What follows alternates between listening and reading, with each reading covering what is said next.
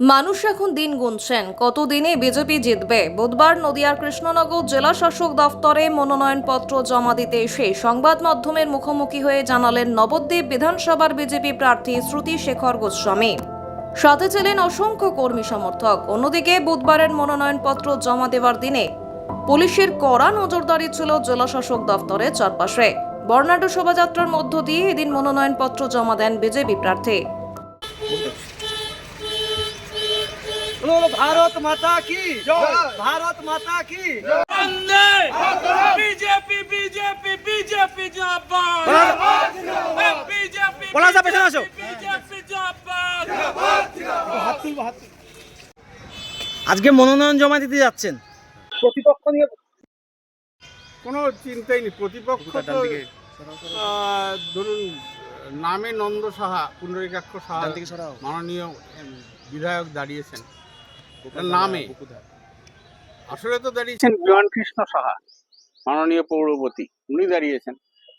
তো মাননীয় পৌরপতি সম্পর্কে আমাদের বিধানসভার মানুষ খুব ওয়াকিবহাল, অতিষ্ঠ, তারা পরিত্রাণ চাইছে।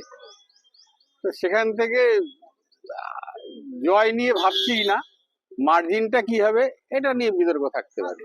এতদিন প্রচারে বেরিয়েছিলেন, মানুষের পালস কি বুঝছেন?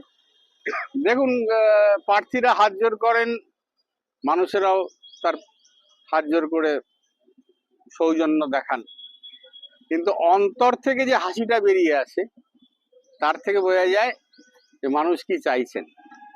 তো সেই জায়গা থেকে অভূতপূর্ব সাড়া পাচ্ছি, মানুষ অন্তর খুলে আশীর্বাদ করছেন আমাকে। তারা যেন দিন গুনছেন এক এক করে কত দিনে এখানে বিজেপি জিতবে। প্রচারে বেরিয়ে মানুষকে কি বলছেন? হাতিয়ার কি? মানুষকে বলছি, এই যে অন্যায় অত্যাচার যেভাবে চলছে, নবদ্বীপের বুকে তোলাবাজি,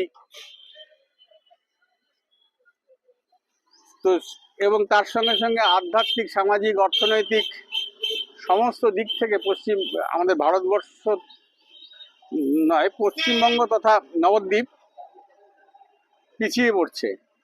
নবদ্বীপ জৈনদেবের জন্য সারা পৃথিবীতে বিখ্যাত, হেরিটেজ ঘোষণা হয়েছে, কিন্তু হেরিটেজের কোনো কাজ নবদ্বীপে হয় নাই।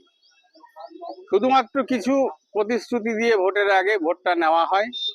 এবারও নন্দ সাহাকে সামনে রেখে আসলে বিমান কৃষ্ণ সাহা লুটপাট চালাবেন, এই জন্য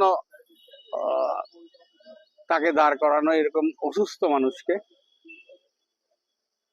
তো সেই জায়গা থেকে মানুষ মন ঠিক করেই নিয়েছেন। এই যে বললাম, দিন গুনছেন, এক এক করে দিন গুনছেন যে কবে থেকে পরিত্রাণ পান, এই অত্যাচার অনাচার থেকে পরিত্রাণ পান।